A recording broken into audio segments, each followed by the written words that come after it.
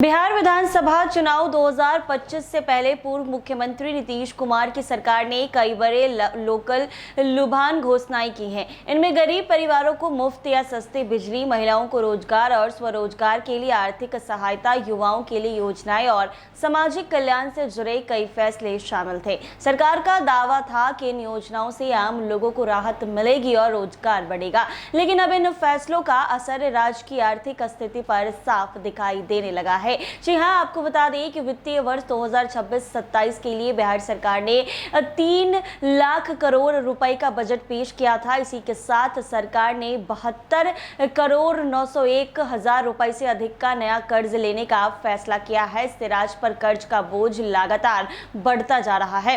आंकड़ों के अनुसार पिछले लगभग 15 वर्षों में बिहार का कुल कर्ज करीब 7 गुना तक बढ़ चुका है। बिहार में विधानसभा चुनाव 2025 से पहले सरकार की ओर से की गई बड़ी घोषणाओं और कल्याणकारी योजनाओं का असर अब राज्य की वित्तीय स्थिति पर साफ दिखाई देने लगा है। राज्य सरकार ने वित्तीय वर्ष 2026-27 में 72,901 करोड़ रुपए से अधिक का नया निर्णय लेने का फैसला किया है। इससे बिहार पर कर्ज का बोझ और बढ़ने वाला है। पिछले 1.5 दशक में राज्य का कर्ज लगभग 7 गुना तक बढ़ चुका है और अब विपक्ष इसे बड़ा राजनीतिक मुद्दा बना रहा है। सरकार ने 2026-27 के लिए 3 लाख करोड़ रुपए का बजट पेश किया था। बजट में शुरुआत में करीब 61 करोड़ 939 रुपए निर्णय लेने का प्रावधान था, लेकिन अब इससे बढ़ाकर 72,000 करोड़ रुपए कर दिए गए हैं। सरकार का तर्क है कि विकास योजना, रोजगार सृजन और चुनावी घोषणाओं को लागू करने के लिए अतिरिक्त संसाधनों की जरूरत है। सरकारी आंकड़ों के अनुसार बिहार सरकार करीब 64,000 करोड़ रुपए बाजार से उधार लेगी। यह राशि रिजर्व बैंक ऑफ इंडिया के माध्यम से प्राप्त होगी। इसके अलावा विश्व बैंक, एशियाई विकास बैंक, नाबार्ड और सिडबी जैसे संस्थानों से भी हजारों करोड़ रुपए विकास परियोजनाओं के लिए लिए जाएंगे। ये सभी निर्णय केंद्र की गाइडलाइन और AFRBM कानून के दायरे में होंगे। अगले पिछले वर्षों के आंकड़ों पर नजर डालें तो बिहार में निर्णय लेने की रफ्तार लगातार बढ़ी है। वर्ष 2025-26 में सरकार ने करीब 55,000 करोड़ रुपए का कर्ज लिया था, जबकि इस बार यह राशि लगभग 17,000 करोड़ रुपए अधिक हो गई है। विशेषज्ञों की चिंता इस बात को लेकर है कि बिहार का कर्ज राज्य की आर्थिक वृद्धि दर से भी तेजी से बढ़ रहा है।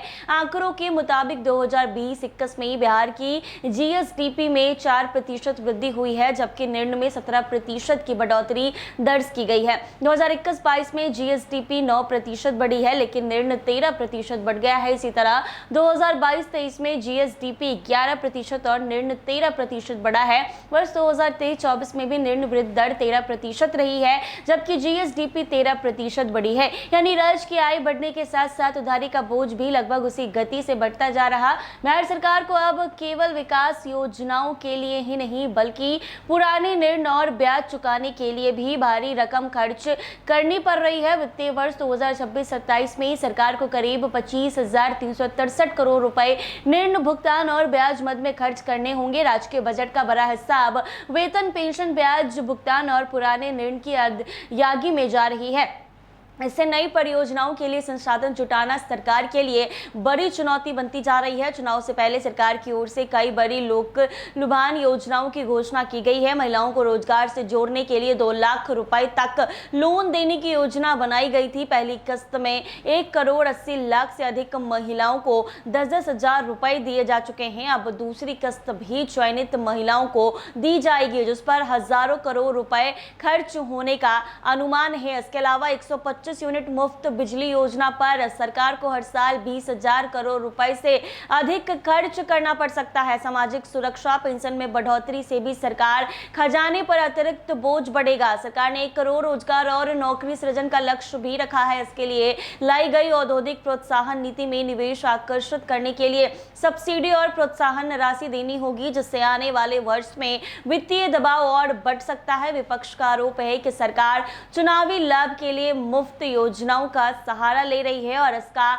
बोझ आम लोगों पर पड़ रहा है। विपक्ष का दावा है कि बिहार के हर व्यक्ति पर औसतन 27,000 रुपए से अधिक का कर्ज हो चुका है। हालांकि डिप्टी CM और वित्त मंत्री विजेंद्र प्रसाद यादव ने इन आरोपों को खारिज कर दिया है। उनका कहना है कि बिहार सरकार सभी निर्णय केंद्र सरकार की तय सीमा और AFRBM कानून के तहत ही ले रही है। उन्होंने कहा कि विकास के लिए सभी राज्य कर्ज लेते हैं और विश्व बैंक से लेकर रिजर्व बैंक तक की संस्थाएं इसी उद्देश्य के लिए बनाई गई है। विशेषज्ञ मानते हैं कि अगर सरकार ऋण का इस्तेमाल उत्पादक क्षेत्र और राजस्व बढ़ाने वाली योजनाओं में करती है तो इससे आर्थिक गतिविधियां बढ़ सकती है, लेकिन अगर खर्च केवल सब्सिडी और लोक लुभावन योजनाओं तक सीमित रहता है तो आने वाले वर्ष में बिहार की वित्तीय स्थिति और भी ज्यादा कठिन हो सकती है। डबल इंजन सरकार होने के कारण अब केंद्र से अधिक आर्थिक मदद की मांग भी तेज हो सकती है। आने वाले समय में बिहार के सामने सबसे बड़ी चुनौती ये होगी कि विकास कल्याणकारी योजना